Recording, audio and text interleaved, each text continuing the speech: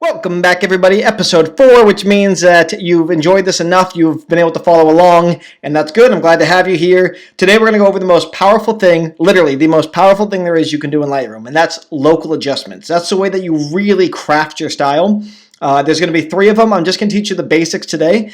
Get the hang of those, follow along today, and then there'll be a lot of advanced techniques and other ways to apply these coming up. But for now, that's enough out of me. Let's learn local adjustments.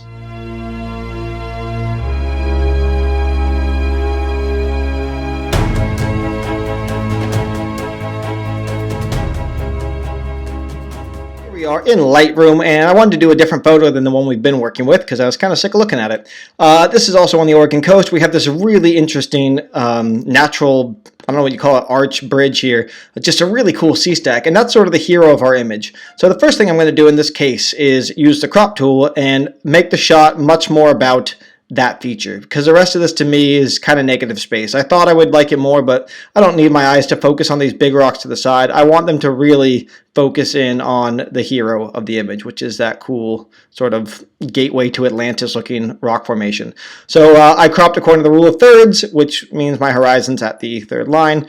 That's neither here nor there. Today we're going to get into local adjustments. So global adjustments are what we went through the first time. If we drag the exposure slider, the entire image is affected, and that's the same for every global adjustment slider, which is all these main ones. Local adjustments affect only one area of the photo, and that's really valuable because it allows us to tell the user where to look without them knowing that's what we're doing. It allows us to accentuate features we love, like say this formation here, and maybe hide away features we don't, or at least direct attention to the places we want it. So the first one of those is the graduated filter. It's located right here. It's this rectangular thing. Quickly, the radio filter is next to that, and the brush is next to that. So it's these 3 that are all next to each other. Those are your local adjustments. So let's do a couple quick things globally. Let's lift the shadows and kind of bring out the detail in some of these dark areas. I'm going to lift the whites a bit overall, kind of get this exposure. I'm looking at my histogram, and I'm very much shoved to the side, which is fine. I'm just going to sort of, play with a couple quick global things and get my clay to a place where I'm ready to mold it with local adjustments. And that looks about good for there. I'll go quickly fix the sharpening as well. 40 is usually fine. I'm just going to make it so it doesn't affect our sky. You may recall this from the previous section, why I do that. Essentially, in case you didn't catch that, the masking shows what we're not going to affect with the sharpening, and I don't want anything that doesn't have detail to be sharpened. So the sky doesn't have detail, so I don't want it to be sharpened. It will just enhance the noise. So yeah, quickly do that. And now let's get into the local adjustments. The first one is a graduated filter. So the graduated filter is going to set a line and only apply the settings to everything on one side of the line with a gradual progression into what it does not affect. So if that sounds complicated, let's just see it in action. I click on it, or you can hit Hotkey M, and I'm going to click and drag down, and you'll see these lines forming. The top line is where my mouse began when I clicked and started dragging. And the middle line is where the gradual change is going to occur. And the bottom line is where that's going to end. So again, that sounds complicated, but let's just leave it here. Quick tip before I release this. Right now you can see that I can sort of go left, right, up, down. If I hold the Shift key, it will only allow me straight lines. So if I try to move my mouse, you can see it's shifting it horizontally. But it won't let me get wonky angles anymore. It's only going to go up and down. If I want like wonky angles, I have to release the Shift key. So little tip for you there. Let's set that along our horizon line, which is making me very aware that this is not straight. So I'm going to go ahead and maybe straighten that out a bit. Let's use that tool and sort of come across here. Well, maybe it is straighter than I thought. All right, well, here we go. So let's go back to the graduated. I can see that this is the one I left here. If I hit the O key, you can also come click Show Selected Mask Overlay, or you can hit the hotkey letter O, and it shows what area is going to be affected. It's everything in green. The bigger the spread is between these lines, the more gradual the change will be. So the more I come and extend that, the more feathered it's going to be. It's going to be very solid, and then around here it starts to become gradually less intense to here, and then through the other end. And this won't be affected at all in this range. This will be most affected, and this will be sort of a gradual change. So that's how these work. If I set it very narrow, it's going to be a very hard line. There'll be almost no feathering at all. So I'm going to set it around there. You want a bit of feathering.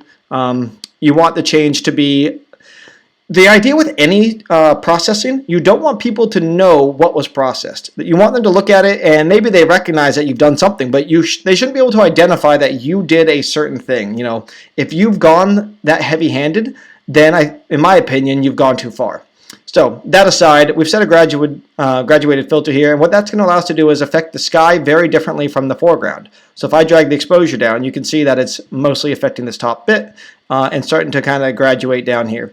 Now, the reason this is valuable is I might want to, in fact, I do want to make the sky a lot more interesting. The sunset didn't quite get any color like I wanted to. It's a very boring, dull sunset. So I'm going to give it a bit of warmth. I'm going to add a tinge of purple, mostly more to take away from the green.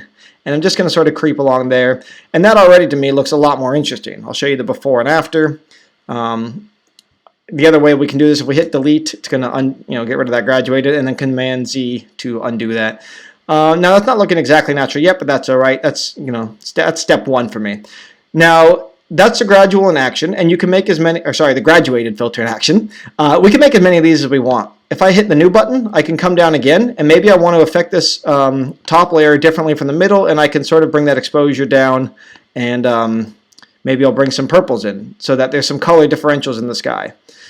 So you can do that in a lot of ways. The most common is to set one for your sky and use a different one for your foreground. So in this case, what I might do is make another one where I go from the top up.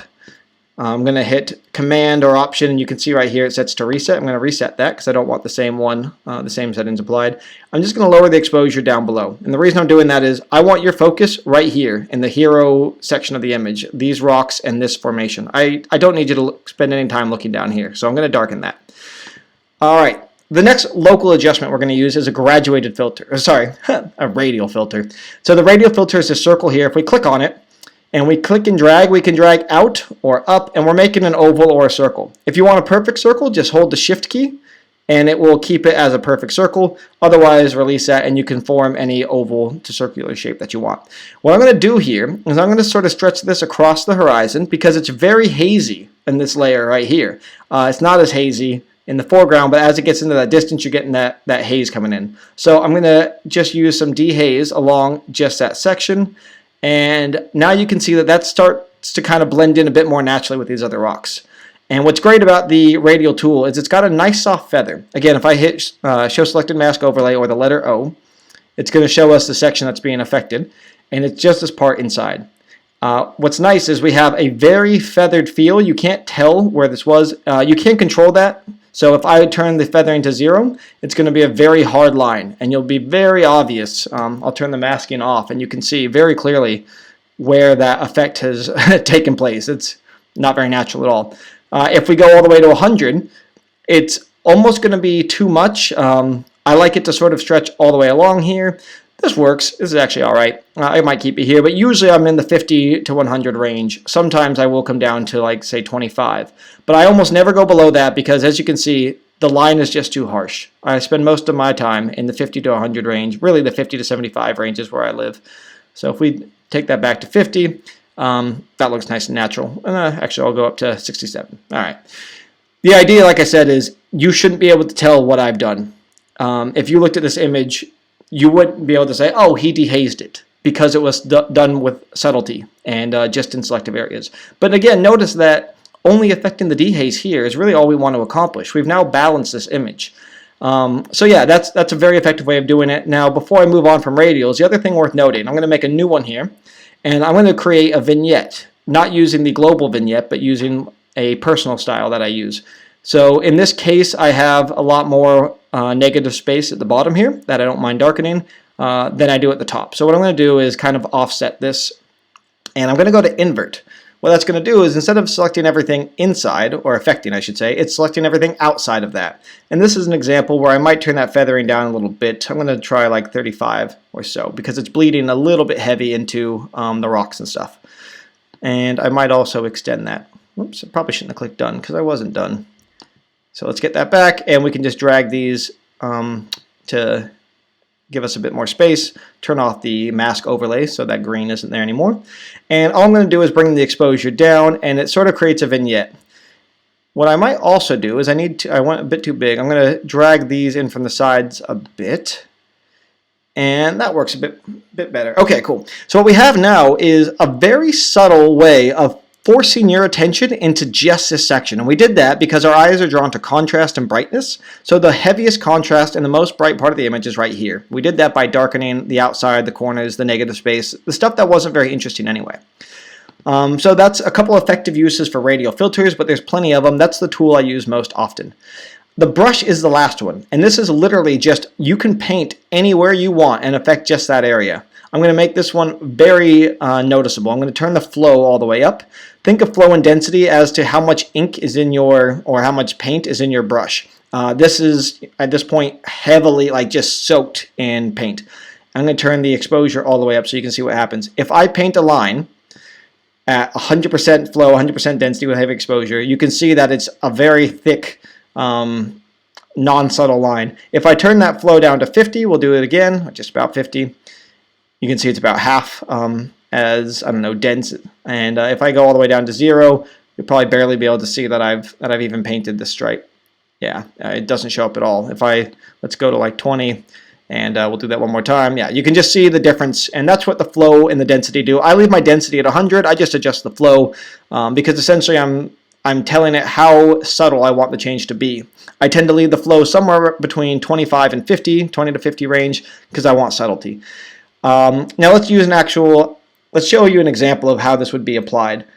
In this particular case, let's say that I want to enhance the sun's glow on the rim of this rock. What I can do is paint along here, and I'll turn the whites up and just brighten just that stretch that I did. And I'll do the exposure so it's a bit more noticeable. And there, it's very subtle because I did it with a low flow, but that just brought that out a bit. If you want to see what it looked like before, I hit delete. There it is. And then I'm going to undo that delete and just watch this rock. You'll see it once it populates. Boom, come back up. So that's pretty much it. The brush tool is pretty simple to use. You literally just paint where you want to paint. A couple things to keep in mind though. You can control the size of your brush down here and the size. You can also do that on a Mac. So I don't know how to do it on a PC, but on a Mac, if you place your 2 fingers on the trackpad and just slide up or slide down, it's going to make that bigger and smaller. So that's kind of a quick way to adjust the size of your brush. And then if you want to adjust the feather, which is that second circle there, it's how soft the flow is going to be from what's affected to what's not. It's yeah, the feather. Hopefully that's an understandable term.